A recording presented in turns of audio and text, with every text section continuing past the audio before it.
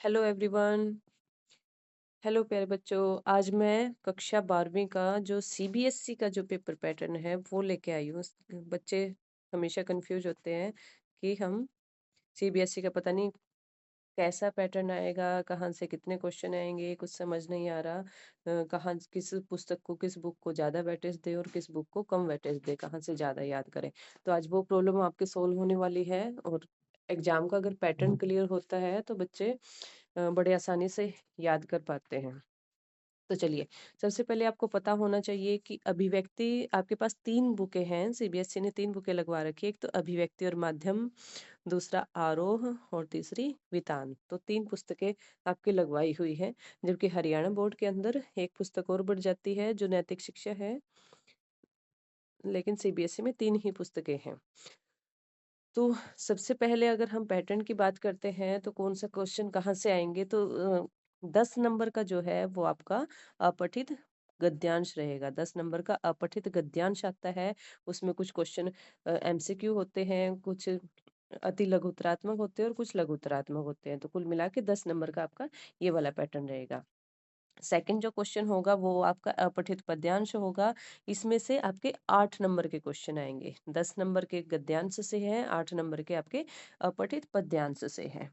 तो सेकंड आपकी जो बुक है वो अभिव्यक्ति और माध्यम की बुक है। उसमें चैप्टर 3, 4, 5, 11, 12 और 13 ये कुछ चैप्टर रहेंगे। इसमें से लगभग एक आपको बड़ा प्रश्न लिखना पड़ेगा जो रचनात्मक लेख है। 6 नंबर का वो प्रश्न होगा, निबंध ऐसे टाइप जो आपका क्वेश्चन आएगा एक। और 6 नंबर का ये क्वेश्चन रहेगा, ये आपने लिखना पड़ेगा, आपको लिखना पड़ेगा।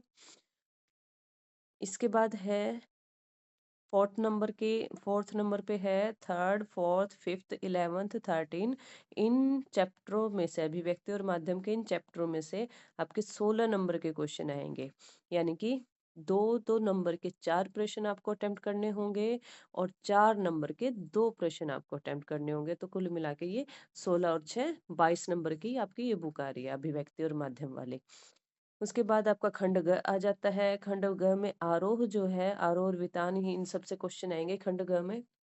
तो अब तक यहाँ पे हमारी बात हो रही थी अपठित गद्यांश और अपठित पद्यांश की। यानी कि ये 18 जो नंबर होते हैं ये बिल्कुल फ्री के होते हैं, बिल्कुल फ्री में मिल जाते हैं। अगर कोई बच्चा इनको ध्यान से बड़े रिलैक्स मोड पे अगर उनको सोल्व करता है तो उसको बड़ी आसानी से वो समझ आ सकते हैं। खंड ग में अब आपके पठित काव्यांश और गद्यांश शुरू हो जाते हैं। तो पठित काव्यांश एमसीक्यू को पूरे क्वेश्चन होंगे वो 5 नंबर के होंगे। अगर आपने चैप्टर अच्छे से पढ़े हुए हैं तो ये 5 नंबर भी बिल्कुल फ्री में आपके फ्री बराबर आपको मिल जाते हैं।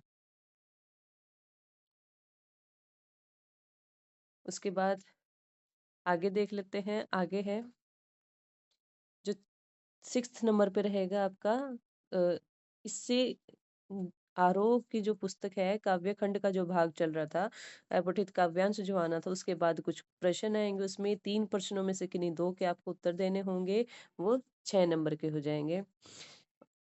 और काव्य खंड पर ही आधारित 3 प्रश्नों में से किन्हीं 2 के आपको उत्तर देने होंगे, ये 4 नंबर के हो जाएंगे आपके। तो नेक्स्ट आता है आपका अपठित गद्यांश। अब ये गद्यांश का पोर्शन शुरू हो जाता है। अपठित गद्यांश, गद्यांश में वही सेम पैटर्न रहेगा। एमसीक्यू वाला टाइप जो क्वेश्चन होंगे वो 5 नंबर के होंगे। कुछ क्वेश्चन आंसर, 2 प्रश्न के उत्तर देने होंगे तो 2 प्रश्नों के उत्तर 3-3 नंबर के वो क्वेश्चन होंगे, तो 6 नंबर के ये हो गए। और 3 प्रश्नों में से किन्हीं 2 प्रश्नों के उत्तर फिर आपको देने हैं, लेकिन ये अब 2 नंबर के ही है। दो दो, टू टू जा 4 नंबर के हो जाएंगे।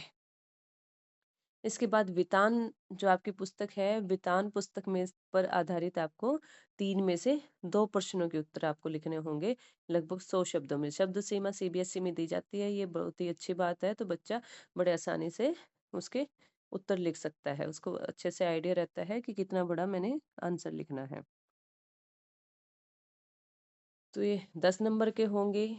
5-5 नंबर के 2 प्रश्न आपको करने होंगे, तो 10 नंबर का होगा।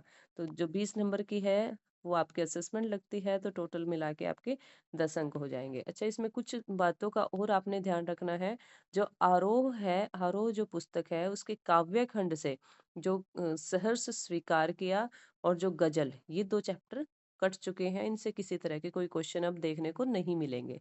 और जो आपका गद्य खंड है, गद्य खंड में जो चार्ली चैपलिन वाला है और रजिया वाला नमक वाला जो चैप्टर है, ये भी पूरी तरह से कट चुका है। इसके अलावा एनी फ्रैंक वाला जो डायरी के पन्ने हैं, ये भी आपका कट चुका है। तो ये आपका पेपर पैटर्न रहेगा। बड़ा ही सिंपल सा है, गद्यांश है, पद्यांश है और कुछ क्वेश्चन है, कुछ वितान के हैं, अभिव्यक्ति और माध्यम को अच्छे से आप तैयार कर लें उनके प्रश्न उत्तरों को, तो बड़ा ही सिंपल सा पैटर्न होता है। कोई बच्चा अगर ध्यान से पढ़ता है तो बहुत अच्छा वो स्कोर कर पाता है। आई होप कि ये जो वीडियो है आपके लिए बहुत ही यूज़फुल रहेगी। आपके माइंड में जो पेपर का एक कॉन्सेप्ट होता है वो क्लियर हो जाएगा कि कहाँ से मुझे किस पुस्तक पे ज़्यादा ध्यान देना है। Thank you, have a nice day.